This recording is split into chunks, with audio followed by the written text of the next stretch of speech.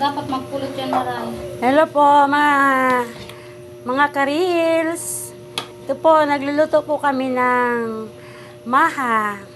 Special maha.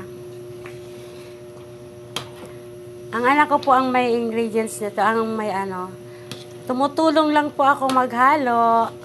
Siya po talaga ang chef cook talaga po. Siya po ang anak ko. Yan, magaling po siyang magluto. Ako po helper lang. Last time po na naggawa siya nito, ako yung nagbinta. Tapos yung mga bumili po talagang ang po nila, ang feedback nila, puro ang sarap-sarap daw po.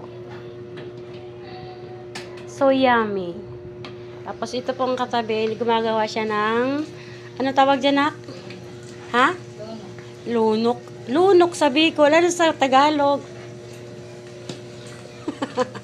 Ayun po yung yung basta yun po yun.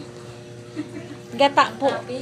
Yung pang toppings, yan po yung nyug na itatoppings po siya dito after sa sa ibabaw ng maha. Ilalagay po siya sa tub. Mura lang ang binta namin, pero ang sarap-sarap.